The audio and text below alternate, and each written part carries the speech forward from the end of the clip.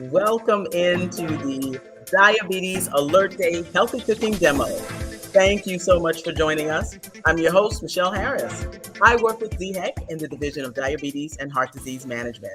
And joining me live in the kitchen and the stars of our show, we have DHEC registered dietitian Farrah Wiggin and DHEC nutritionist Chelsea James. Hi, ladies. Hello. Hello, everyone. Hello, community. It's great to be here. I love your aprons. You guys are doing great. You look great. So as you're doing some prep work for us and getting everything straight, I wanted to make sure that we give our audience some information about really why we're here. Not only just to have fun in the kitchen with Chelsea and Farrah, but also, which makes a great show title, by the way, but also we are here for Diabetes Alert Day. Now, just in case you haven't heard of Diabetes Alert Day before, it is the fourth Tuesday, I always say that wrong, the fourth Tuesday of every March. And really, it's a national day just to, as a wake up call, to pay attention to the fact that diabetes and prediabetes are so serious. Sometimes I think that because we call it a touch of sugar and things like that, that people don't realize how serious, how deadly diabetes can be. So that's why we're here today to talk about some healthy eating with it. But again, it's Diabetes Alert Day. And if you've never heard of it before, you know now what it is. So you can find out today, and this is what we urge you to do, find out if you are at risk for prediabetes or type 2 diabetes. And you can find that out by going several places. There is a quick online test many times that you can take. And we like to send folks to the CDC website. And behind the scenes, we have Nikki King, who works with DHEC as well. She'll drop into the chat or into the comments the link for one of the places you can go to take the diabetes risk assessment. But that's the important thing. It's about 10 questions. It asks you about, your family history and some basic health questions. The whole point of it is to take that information to your provider so that you can, again, find out based on your score if it's time for you to join a national diabetes prevention program. You may hear it called an NDPP. Definitely find out about that. Or if you go to your doctor and find out that you have a diagnosis of diabetes already, you can find out about a diabetes self-management education and support program. These things are life-saving, life-changing. So we want to make sure that you get connected. And again, that's the whole purpose of Diabetes Alert Day. But we wanted to make it fun as well, which is why, and you'll see on the screen now, the prediabetes risk assessment. You may find even at some health events, some paper copies of it as well. Again, just a quick reminder, takes a minute or two to fill out, and you take that to your healthcare provider, and together you all can figure out how to keep you very healthy. Now, joining us along with the ladies in the kitchen, I want to give some acknowledgments and some great shout outs to people who are online with us as well. I want to definitely thank you, give us a great thank you to the staff of DHEC, of the Division of Diabetes and Heart Disease Management, my whole division there at DHEC, including Nikki King, who is the state specialist for NDPP. She does a great job with that, but she's also behind the scenes, again, putting stuff in the chat, making sure we see your comments. So thanks, Nikki, and thanks to our entire division for working so hard to make these things possible. Also, the division that supports Farrah and Chelsea, the Division of Public Health Nutrition Practice and SNAP-Ed Programs. I have to read that because that's a super long title. But these are the dietitians, the nutritionists, all the great staff at DHEC, and they really work statewide to make sure that you know all about healthy cooking. As well, behind the scenes, we want to make sure and thank Trey Taylor with Taylor Made Productions. She's helping us to make this, to bring this show together and make it look so professional. And listen, anywhere that you are, if you work in public health, we give you a thumbs up. We applaud you because it's sometimes underappreciated work, but we definitely appreciate what you do. Now, there are some wonderful national diabetes prevention programs across the state. We've worked with many of them, but none more exciting and more supportive than the great folks at Healthcare Partners of South Carolina. Now, Marcy Westerbeck leads those programs. She has been a joy to work with over the years, and they are cooking along with us today. They are both at their locations in Marion and in Conway. Now they will be cooking, they're overachievers over there. They will be cooking 5, count them, 1, 2, 3, 4, 5 of our great recipes. We're only doing 2. But again, wonderful shout out again to Healthcare Partners of South Carolina and Marcy Westerbeck. And in fact, they're going to be giving us some updates as we move along. As you see, they have been prepping and preparing for this. And so we're excited to see their progress. But all the recipes today are going to be coming from a wonderful cookbook that, in fact, some of the ladies in the kitchen have been road testing and great recipes. It's called the SNAP-Ed Cookbook, Eating Healthy. We got to cook and then we eat it. Eating Healthy in a SNAP. That's where all our recipes are coming from today. And not only is it available online, Nikki can put the link to in the comments to where it's available online, but we also have some hard copies. So if you listen, we'll be able to do some trivia questions so that you can get your own copy mailed to you. But I want to get back again, without further delay, to the stars of the show. That is Farah and Chelsea in the kitchen. Now, ladies, you already heard that Healthcare Partners is doing 5 recipes. We're only going to do 2. That's okay with you guys if we only do 2 today, right? Yeah, that'll work. It's all right. We know they're trying to outdo us, but we love it. That means we're doing our job in the public. It's a great competition. So today, though, you guys have decided. Oh, and first, let me make sure that I give you formal introductions because I want folks to know who you are. So Farah Wiggins, she is a SNAP-Education dietitian, registered dietitian. And then we have Chelsea James. She is a nutritionist with our Cooking Matters program. And both of them, again, work with DHEC. You may have seen them out in the community, been around with them. They're great, wonderful, knowledgeable young ladies. And so I wanted to make sure that people knew that you're not only fun, but you are experts at what you do. So now let's get to the cooking. So tell us a little bit about what the recipes that you guys will be making today.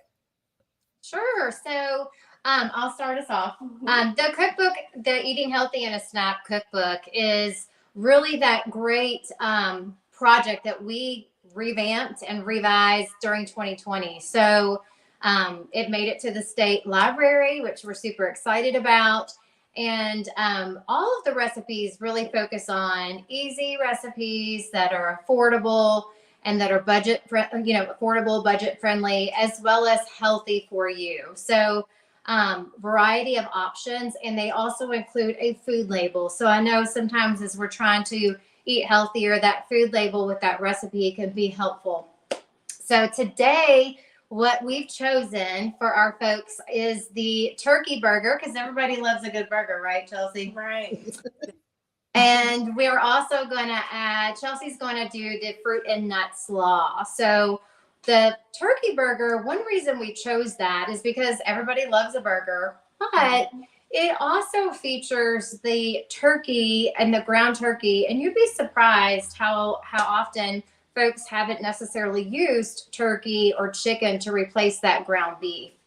And that lean turkey is a great way for you to reduce that saturated fat that can contribute to increasing that bad cholesterol and increase our diabetes risk. So that lean turkey burger is a great option and alternative, just like you're going to the drive-through at McDonald's.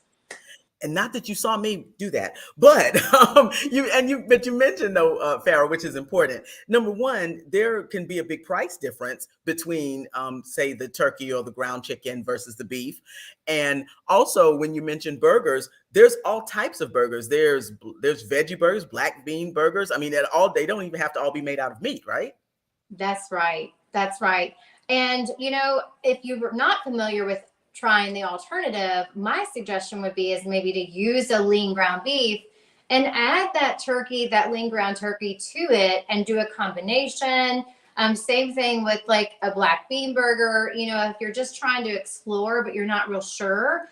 And for me, I have a family at home, so there's no way I'm going to just, slap some black bean burgers onto the boys without giving them a little test run. So I might test them out with a combination. And actually, I've done that, and it's worked really well. They accept it just fine.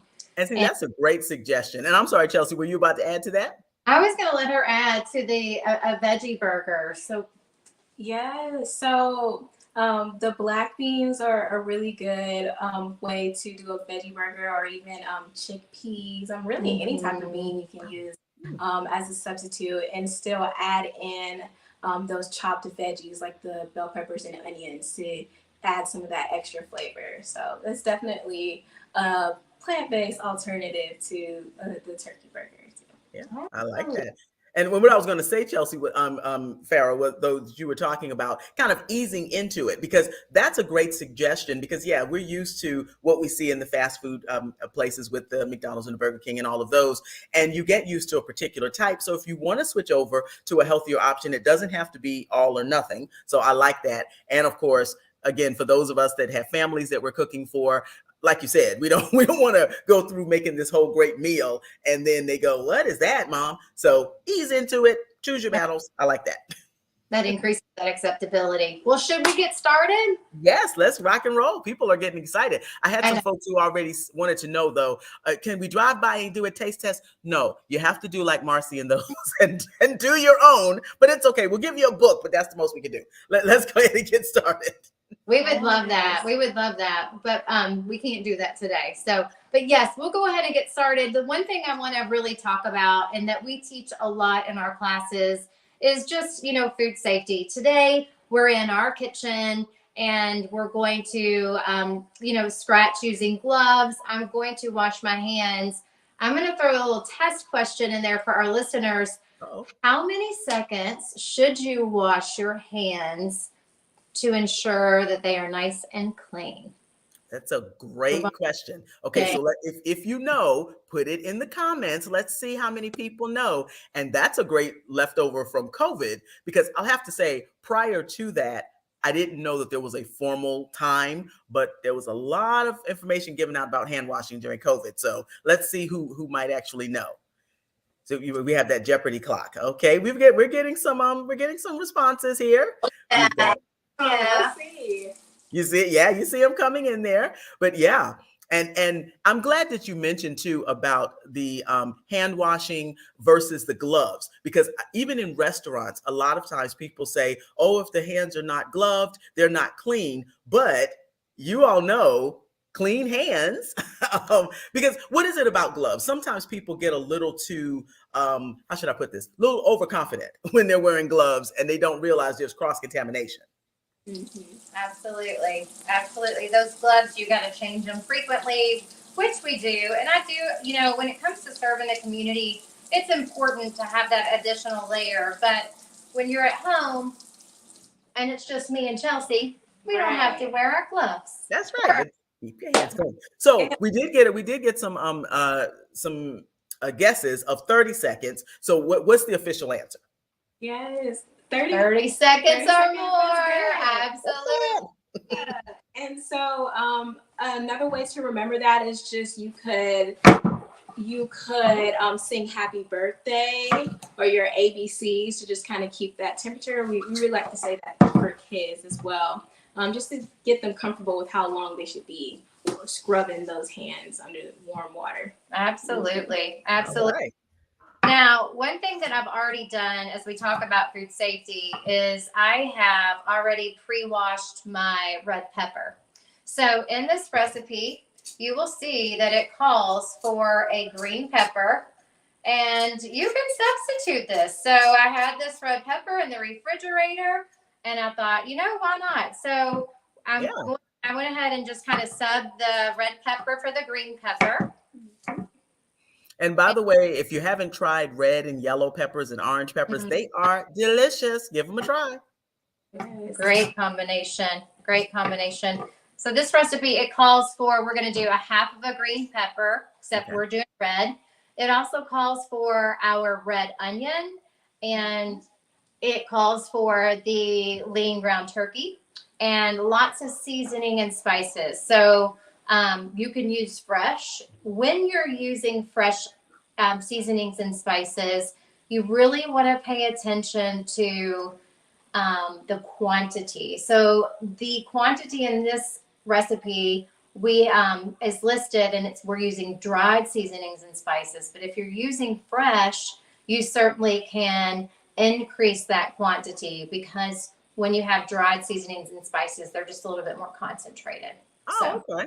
That's good. See, I didn't know that. That's good to know. Yes, absolutely. So I'm going to go ahead and get the party started with my chopping. So I'm going to use my red pepper, and I'm just going to, Chelsea, will you give me a little support? Thank you.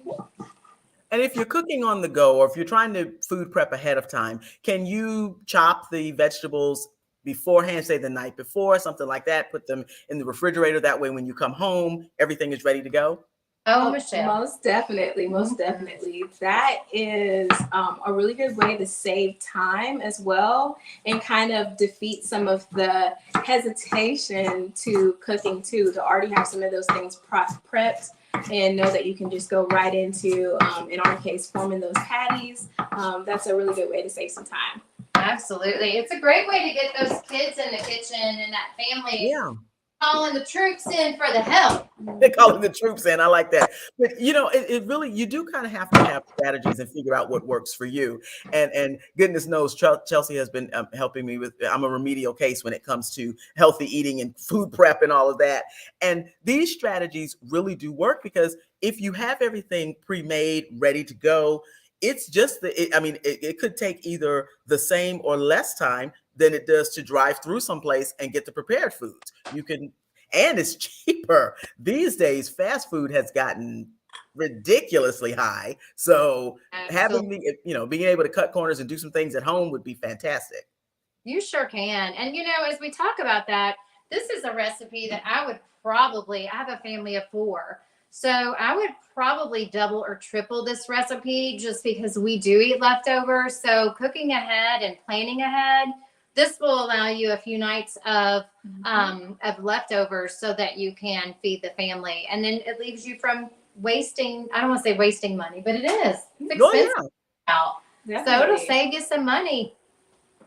All right. So I have combined my onion and my red pepper, and we have our lean ground turkey meat. I'm going to go ahead and start heating my pan. So I'm just getting some thumbs up there too. That's great. Yeah. Take the top off. And while you're doing that too, you mentioned, Farah, about cooking for a family, but for Chelsea. So if you're single and you're saying, okay, I can't buy half a pepper or half an onion, so how do you proportion it out? Can you freeze these? Do the vegetables and all that? Do they keep a while? How can you make that stretch if you're cooking for one? Yes. So one of the ways that you can make it stretch is you can carry on those extra ingredients to another meal or to your side. For example, we could use the leftover onion, bell pepper, and put it in a salad, a side salad that we have on the side of our meal. Another thing that you can do is you can freeze the items. So sometimes what I like to do especially is I'll already have maybe the rest of the chopped up bell peppers and onions. They've been rinsed, and I'll go ahead and freeze them, store them in a freezer safe bag or container, and until I'm ready to use them. And then the cool thing about that is they're already chopped, they're already prepared, so I can go ahead and throw them take them straight out the freezer and throw them into another meal when I'm ready to use them. Those are great strategies. Okay. She was just talking about, I heard you talking about meal prep when we were at work on Monday. She was talking about meal prepping.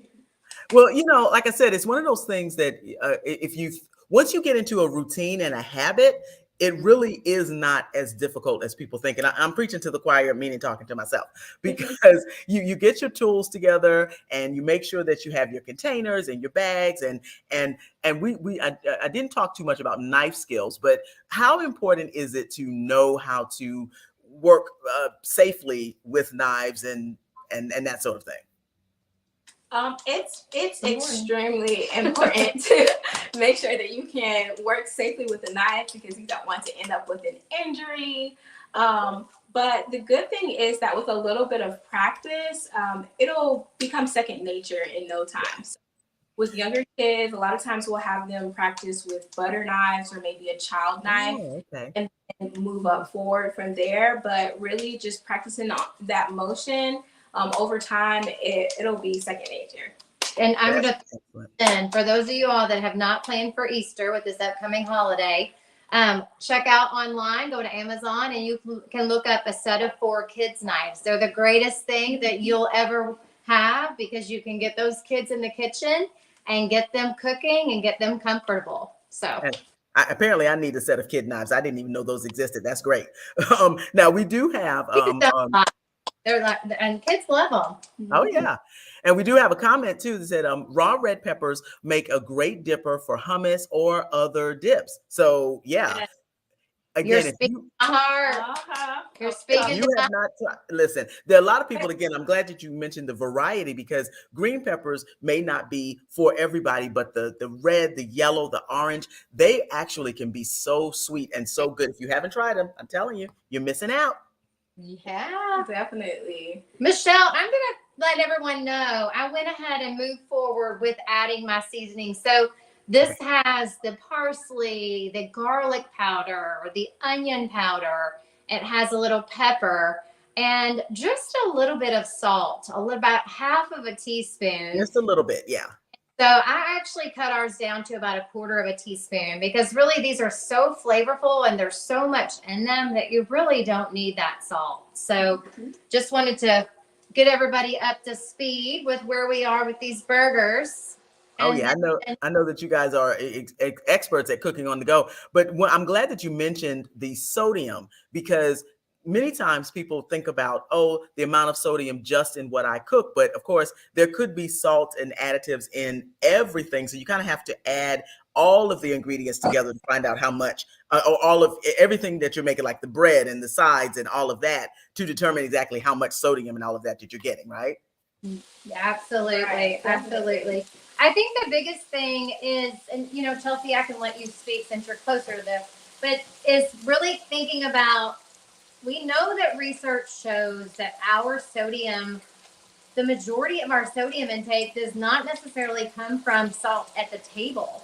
It comes from our processed foods, our salty six, which is like tacos, our deli meats, our cured meats, some of our breads that we tend to, in America, consume a lot of quantity. So, yes, salt is definitely something that we need to make sure that we're watching. And you can do so much and still have a lot of good flavor. Right, right. And so a lot of times we like to promote really focusing on those other seasonings, as well as seasonings and spices, those different spices, to get as much flavor as you can without having to add too much salt. Even in the book that our recipes are in today, in some of the first pages, we have some seasoning blends where it shows you how you can make that Italian, how you can make that taco seasoning without having to use so much salt in your cooking. So that is definitely a really good resource, and just a really good thing to think about when you're cooking. And I'll tell you what, Chelsea, I'm glad that you brought up the book, because again, it's a fantastic book. And I'm going to ask a trivia question, and we'll do it the same way we kind of did with the hand washing question. So when I ask the trivia question, the first 5 people who put the correct answer in the comments, what we're going to do then is follow up with you. We'll inbox you to get your mailing address, but we'll give you a great copy of the cookbook that we're using today. So the trivia question is, true or false?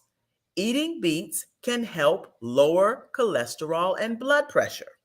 So give us your best guess. Is that true or false? Eating beets can help lower cholesterol and blood pressure. First 5 folks who put their guess, the correct guess, in the comments, we will inbox you to give you a great copy of that Eating Healthy in a Snap cookbook. And you guys too, which I think is great. Again, not only because lots of people may have a whole collection of cookbooks that they may or may not use. It may include fancy ingredients that you don't normally have on hand, but these recipes have really been road tested. I mean, you guys use the recipes from this book in your daily work, and you take them around the state with all age groups, all of that. I mean, how do people receive these recipes? Oh yes, absolutely. I mean, they're great. I think we had to do a little revamping, like I said, in 2020. Because when I started with the program, it was so funny. One of my colleagues, Brooke, she said, you know, our recipe book, it's really good, but you always got to add a little love. And I'm like, what kind of love? Like, how do I know how much love to add and who likes Right. it? So when we took on the project, I was like, all right, we're going to bring the love and we're going to put the love in the book so we know how much. So we did a lot of testing and consulting with some of the resources. Food Hero was one that we spoke with them, and they do a lot of test kitchen work, and we did a lot of test kitchen work with our recipes. And these are recipes, a lot of them come from our participants, not patients, but participants in the community. So it's really special and unique to have them bring that piece to the cookbook, and they seem to really enjoy it. Yeah, definitely. And we try these out in different classes that we teach. I know It's Your Health. You guys use this cookbook a lot, and sometimes we use them in our farmers market. So it's really cool to take them out in different places and really see what people like and get their feedback too. Absolutely. Yeah. And we do a lot of Cooking Matters. There's a few Cooking Matters recipes that are in our cookbook. With Chelsea, she predominantly, you know, she coordinates the Cooking Matters program that's very hands-on cooking. And there's a lot of great recipes in the Cooking Matters curriculum. So we brought some of those to the cookbook as well. Oh, that's fantastic. I mean, you guys, I'm already starting to see some folks that are putting their guesses into the comments. And in fact, it's so funny because Martin McFly says that, yes, and I hope so, because I love beets.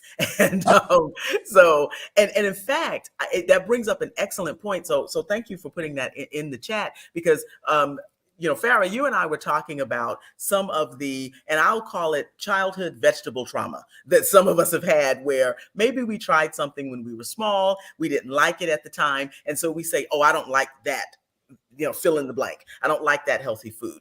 But trying it again when your taste buds have matured, or trying it in a different way. In fact, you mentioned, Farah, a way to cook beets that I had never even thought about. What about the roasting that you were talking about? Yes. So with beets, you know, definitely a pickled beet is a fan favorite, I feel like, in the South.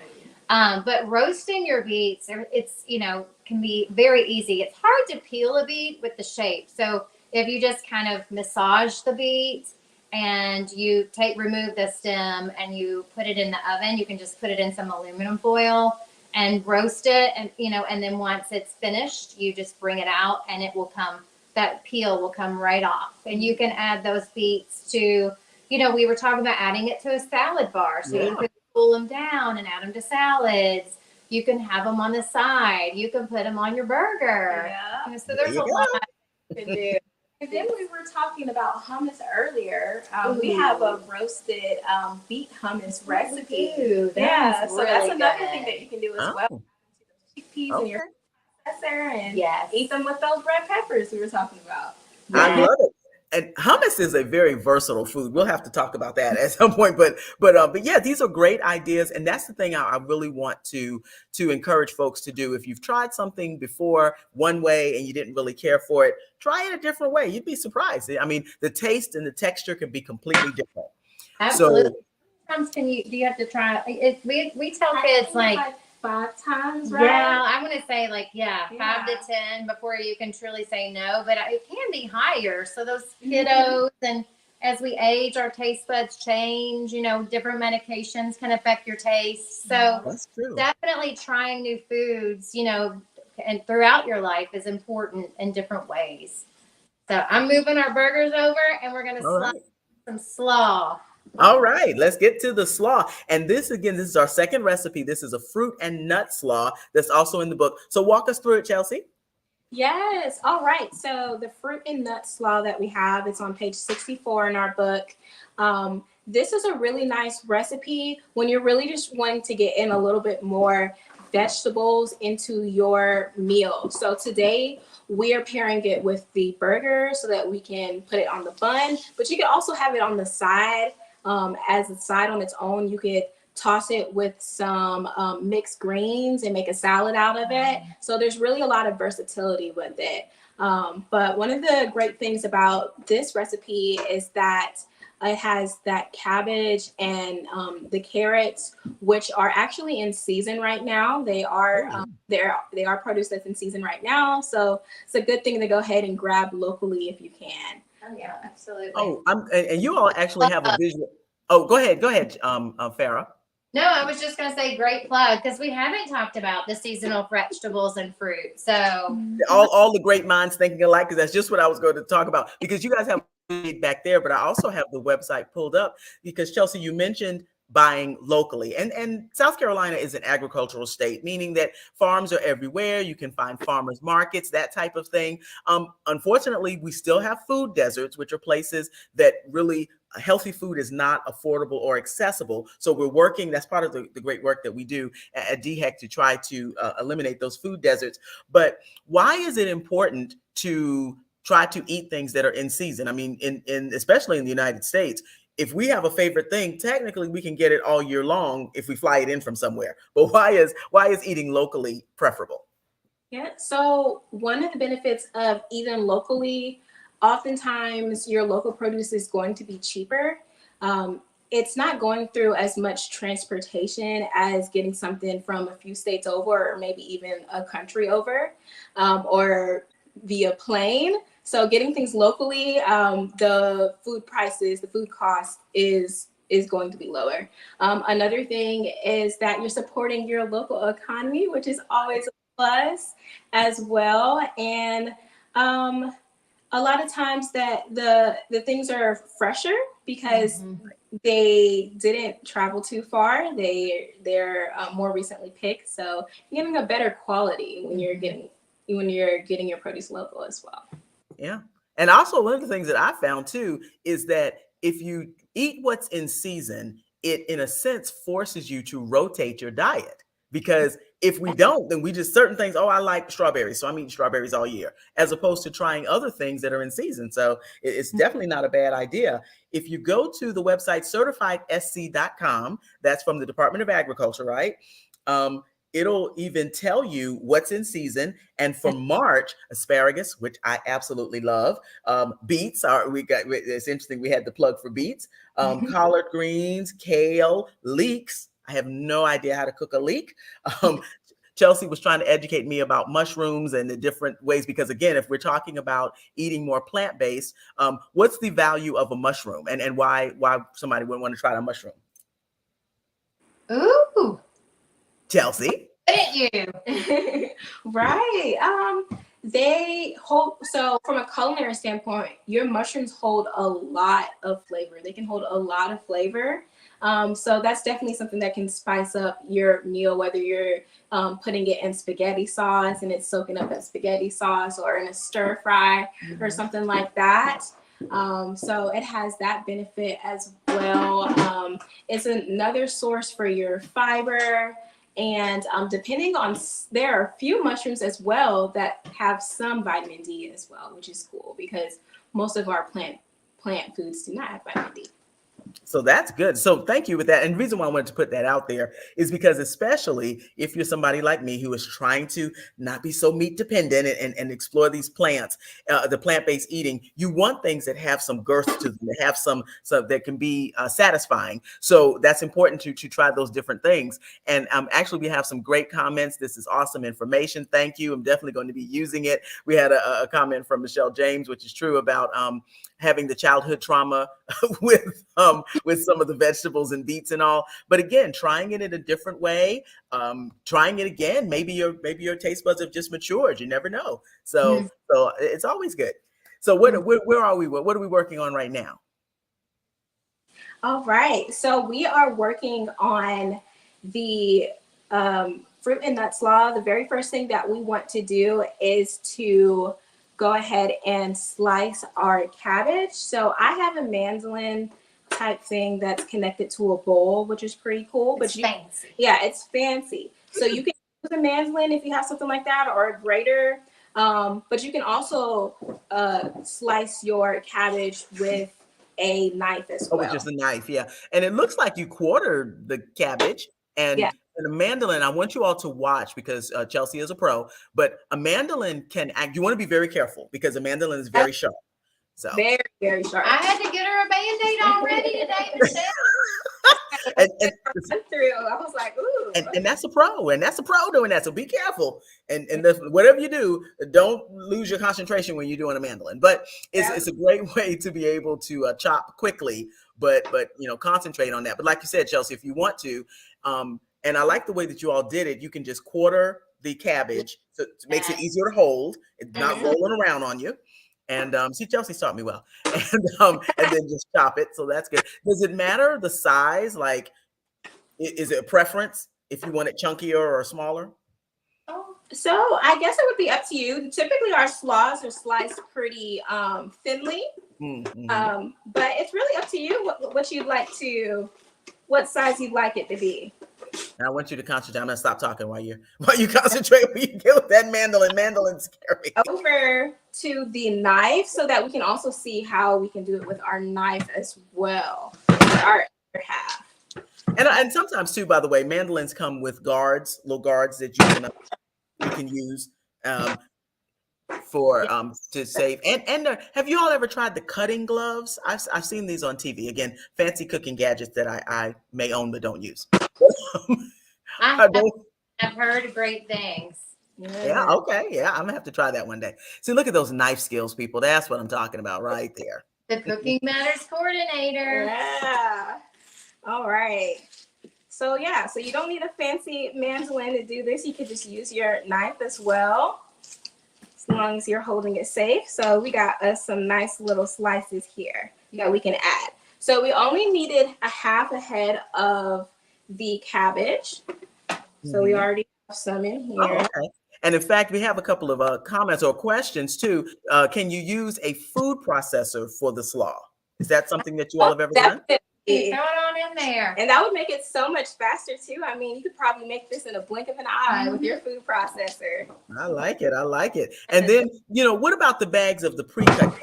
Have you seen those? I've seen those in stores too. The bags of pre-cut cabbage? For like the slaw, for making slaw?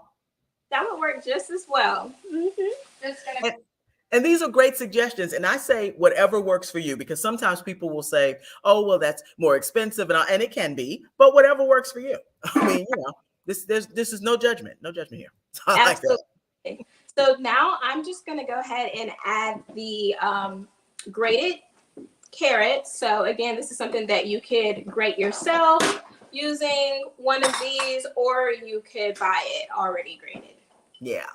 That's one of those steps that I tend to pay more for is carrots. Whatever works. Exactly. Thing, viewers. So I know that's me, is like, if sometimes when those carrots, unless I'm putting them in a stew, I'm just not always going to shred them. So I'll buy them. So I make sure I use them. Definitely. So the next thing that we're going to add are our dried raisins. It's about a half cup of dried raisins. You can also use cranberries as well. You could really use any type of dried fruit if you wanted to, but we're going to do raisins today. Okay. No, that's a good one. And like you say, the cranberries are a nice twist and all of that. So there's some good stuff. All right. Give it color. And then we have some sliced apples as well that we're going to add. We did green apples today. This was about our size. We did 2 of these. Is that the Granny Smith apple? Yes. Yes, that is the Granny Smith. No, listen, that wasn't a pop quiz. I'm sorry. I just like Granny Smith apples. We buy food all the time. I'm like, it is. Yes, it is. So now for the apples, because people may think, and they can turn brown. So did you all do any lemon juice, or how do you keep them from turning brown? Yes, we did add a little bit of lemon juice to stop it from browning. So that's one thing that you can do to kind of pause that process. Okay. Yeah. Especially if you're serving it, to others and you want it to be appetizing when you look at it. Exactly. Yes. And then the next thing that we're adding is some chopped, what did we have today? We used pecans. We did chopped pecans. That's what we're adding. Good source of that healthy fat, that mono unsaturated fat. I know that's a big word, but that's one of the healthy fat options, along with the olive oil that you're getting ready to use in the dressing. Right. And I just want to show off how colorful Nice. already. There's just so many different things that are in here that are nice that you'll enjoy. So there's a lot of different flavors already. The last thing that we have to prepare is going to be our dressing. And I know our recipe says that you can mix it up in a bowl, which you can mix up all the ingredients for our dressing in a small bowl. But today I'm going to use a mason jar.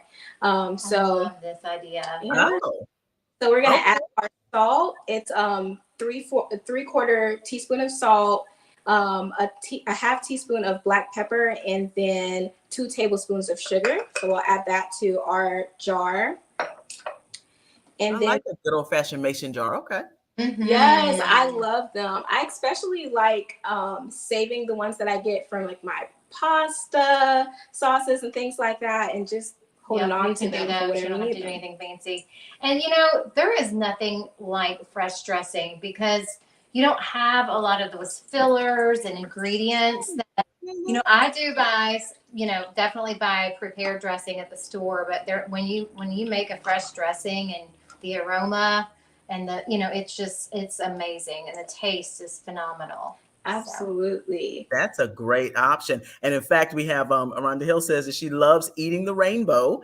And tell me, it's important to eat with your eyes first, like to make your food visually appetizing, not just for you, but for your family too. Absolutely. Absolutely. And eating that rainbow is just so important because every single fruit and vegetable has its own antioxidants, vitamins, and minerals that are going to have different health benefits. So getting that true variety within your diet is going to make sure that you have all your bases covered. Yep. So like I love it. and the flavonoids, are important. Antioxidant properties are great for cholesterol. And then the greens that have that good source of vitamin K and potassium and fiber. And they all kind of work together. I feel like that's one of the things that we have to remember as consumers when we see the dollar sign, like, McDonald's, it's just $1.50. And if you supersize it, you can get it for $3 because we all get tired and we all want to, cut corners. But it's really thinking about, what is it that I'm trying to improve? And it's my health. And so if I'm eating good nutrition, then you're going to have better health outcomes. So you got to keep that in mind. Exactly. That's fantastic. And Nikki Brown says that she's learning new ways to cook and the foods that are available. She loves learning that, but she's like me. She's going to stay away from the mandolin. But so we had some other options when it comes to that. But thank you guys for watching, for joining us, for your questions and your comments. And I want to remind you as well that we are going to do another trivia question to make sure that you can win a book as well. But here's some photos that are up. I don't know if you guys can see it. These are our folks at Healthcare Partners South Carolina. Again, as you see, they have a nice big crowd. Thank you guys for joining us and cooking along with us. Martin McFly says he's getting hungry. Ladies and gentlemen. That's it. Thank you guys so much. So this and basically you are doing this slaw real time. So except for the chopping and some of the prep work, it didn't take but a few minutes. Right, it doesn't. So that last thing that we're going to do now, I have all the ingredients in the mason jar, and I'll just give it a little shake. Shake. Okay. Get everything mixed up. And do you find that that's a much more even distribution than just putting the spices and all of that in the actual bowl? Yeah, sometimes it does help because I feel like the spices can get stuck to the bottom. They can sink. So I just like to get it all mixed up. And then once you're done, you can just pour it right over that salad.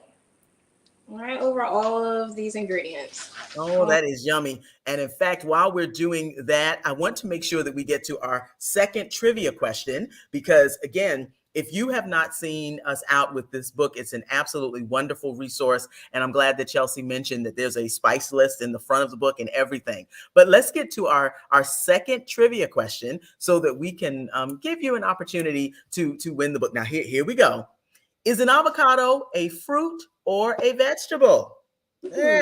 That's a head scratcher. So put your comments in. We'll take the first 5 correct answers in the chat, in the comments, and that will. But yes, is an avocado a fruit or a vegetable? And I have to admit, though, avocado is getting some pretty good PR. So you hear about it a lot on the television and everything, but what is it really? So again, put your answers in the comments, and we are going to make sure, because again, what we'll do then is you get the correct answer, we'll inbox you, and then we'll get your mailing address. So, all right, you guys are rocking and rolling. This is absolutely wonderful. And honestly, Chelsea, you said you used half of the cabbage? Yes, I used half of the cabbage, and it looks like it made so much already. It's right. I'm like, that looks like it can feed a family. You need to bring some of those leftovers back. So how in fact, speaking of leftovers, how long will something like that last? If you seal the bowl and all that, how long could you get it to last? Yeah, so a salad like this, where we call these your ready to eat foods. The salad like this, where it would only last about 4 days. So I wouldn't eat this after day 4. Yeah. Okay. Hopefully there won't be any left, but make sure you throw it out. Okay, we're getting some guesses. Daniel Lake says it's a fruit. Janice Smith says it's a fruit. We'll have to have. Way to go, listeners!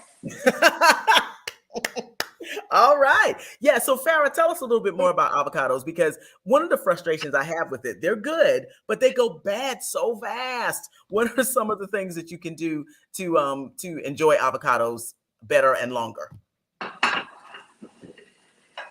I didn't hear what you said, Michelle. I'm sorry. Were you not listening to me, Farrah? I'm just kidding. No, I was saying avocados are great. First of all, give us the answer to the trivia question, the official answer. Oh, it is. It is a fruit. It is a flowering. Yes, it is a fruit. But we do consume it, and with a lot of seasonings here, where we eat it kind of like a vegetable. So, we eat it very similarly to a vegetable, but it is, it has that seed. It is a fruit, but it is a nutrient dense fruit. So interestingly, with diabetes, we really teach about, fruits and how they have natural sugar.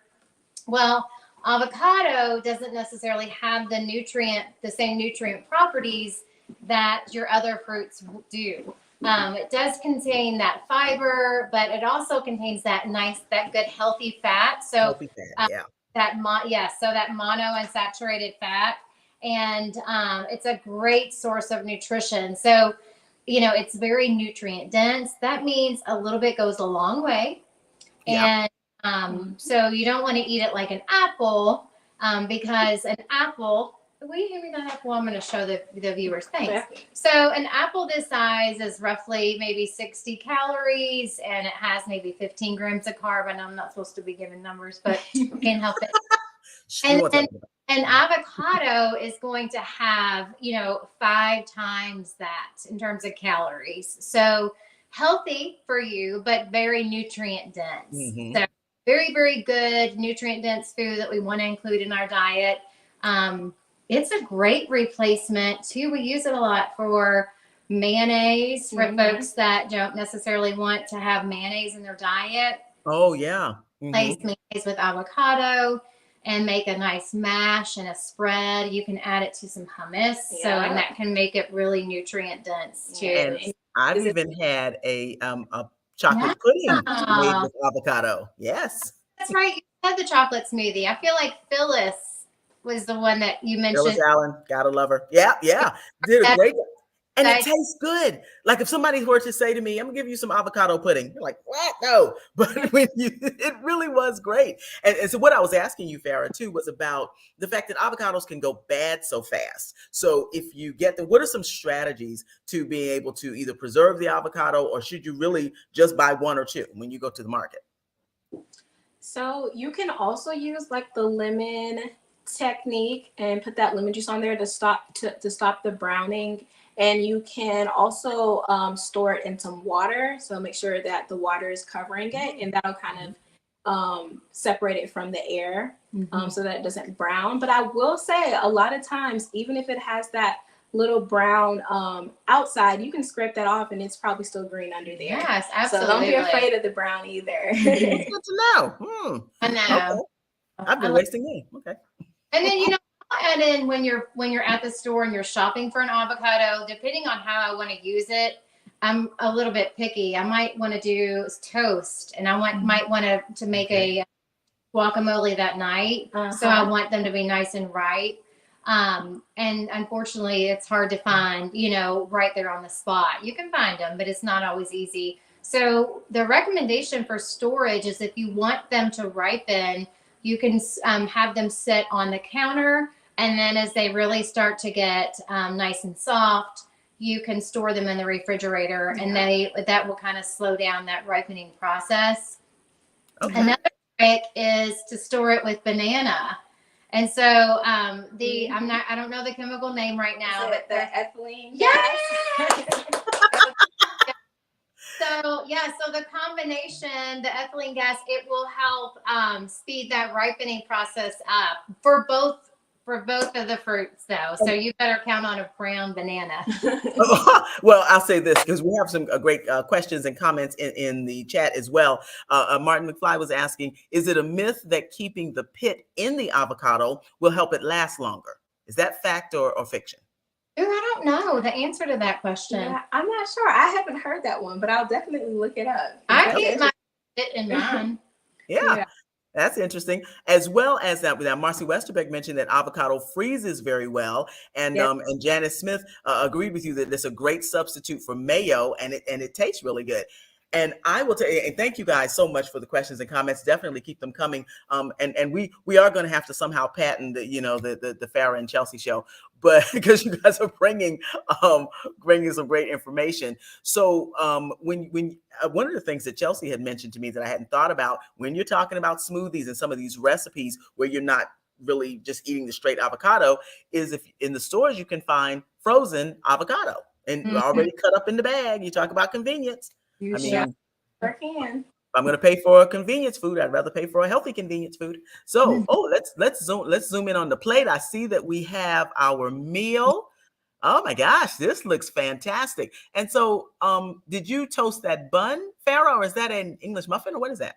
It is an English muffin. So I ran into this issue of not finding a whole wheat bun at the store that I went to. So, and that can be common for me. Yeah. So an English muffin, I used a 100% wheat, great source of fiber. English muffin, it's got about 25 grams of carbohydrate. So it's a little bit lighter than some of those nice big buns. Yeah. And it holds really well. So it's a great alternative to a standard bun. What a great idea. I absolutely love that. And I really like the taste of an English muffin, but I hadn't thought about it. Like you said, if you can't find, the whole wheat bun, that's a great alternative. So any other, because we're wrapping up, I almost hate to bring this to a close because you guys have done such a great job. And we really, when you get to the point where you're learning about healthy eating, which be a lifelong learner when it comes to your healthy eating, it's a great opportunity to have a conversation. Marcy Westerbeck also put in whole grain wraps work well too. Oh yeah. Now, yes, talking about and doing a wrap is a great alternative to the way that we normally would make a sandwich or something. Gives you some variety. I like that. Oh yeah, I like that too. I like that. Well, any other tips or suggestions or places perhaps to go that people can get more information? Sure. So, well, I want to talk about the recipe first before the resource. Oh, sure. Sorry. So another tip for the turkey burgers or when you're making your patties is nobody said that you had to make a large, quarter pounder. You can make your patties smaller so that you have a smaller portion. Maybe you want to do a slider burger instead of a regular size, or maybe you want to make meatballs and use that in a pasta, so you can really kind of customize the recipe and just be creative with how you actually use the recipe. So I did want to throw suggestions. I like that. I like it. I would say as far as resources, don't forget to check out the farmers markets that are popping up in town. It's farmers market season, so get out and enjoy that opportunity. I know a lot of SNAP recipients, they look, we encourage them to look for those healthy bucks, to use those healthy bucks. Oh yeah. The program with Healthy Bucks, where you buy $5 of produce, but it's really a $15 value. So that's a great program. So Healthy Bucks program, if you're not familiar with it, you can go to the SNAP website and look for the Healthy Bucks program. And then if you would like to, before we wrapped up, I wanted to make sure and remember that May is March is National Nutrition Month too, is right? Yes. Yeah. Yeah, and I think I actually put in the comments May. It's March is National Nutrition Month. And what's the theme this year? The theme this year is beyond the table. Beyond the plate, yeah, beyond the table. Yeah. Yes, beyond the table. Beyond the plate and the table. So yeah. Basically what it's all about is we really want to look past just what we're eating, from that health standpoint, and really form a nice holistic relationship with your food. So that can mean expanding your palate from a cultural standpoint and trying a recipe from a new cuisine, or trying a new restaurant that you've never had before from a different culture. That could also mean shopping locally and really checking out those farmers markets that we were talking about, and seeing what you can get that grows locally. Cooking more at home. So doing more, I think I always say, get the family involved. It doesn't just have to be a one person job, so get the kids exposed to, how do I clean up dishes? How do I, cut? Once they're involved, they're going to be more invested into trying the food that they prepared. So, and it is beyond the plate. I'm sorry. So that's beyond the plate. So my apologies. Well, hopefully the plate is on the table. So we knew what you meant. The plate. Right. No, that's fantastic. And you also have, and again, these are some photos from the folks at Healthcare Partners of South Carolina and Marcy Westerbeck. Thank you all. Thank you to them for joining us as well, and cooking along with their 5 recipes. I tell you what. But you can always go to the SC DHEC website and check out. There's great links to other resources like myplate.gov, which gives you great nutritional information as well. Talk to your healthcare provider. I tell anybody, if you have a diagnosis of diabetes already, ask your healthcare provider about a diabetes self-management education program. You are not in this alone. If you are at risk of prediabetes or have prediabetes, there's the National Diabetes Prevention Program. There's so many resources out there. There are places, great places, and partners like Healthcare Partners of South Carolina. Ladies, thank you all so much. I want to put up your contact information quickly so that people can know how to get in touch with you, how to send you fan mail, things like that. You never know. But we're also, I also want to put up the information for us as well in the Division of Diabetes and Heart Disease Management. Again, I'm Michelle Harris, and I work with communications. And then there's Nikki King, who's behind the scenes there. She is the Community Engagement Coordinator and can help you with all things National Diabetes Prevention Program. She's a state specialist. In case you want to set up a program or find out more about the logistics of it. Ladies, thank you all so much again for joining us. Thank all of you for joining us as well. This makes all of this worth it. This is why we do it. And if you have make sure you take the diabetes risk test if you have not done that already. And if you have taken it, share it with someone else, because this is what it's all about. Like and share this information. This will remain on the YouTube channel or the Facebook page for In It Together SC.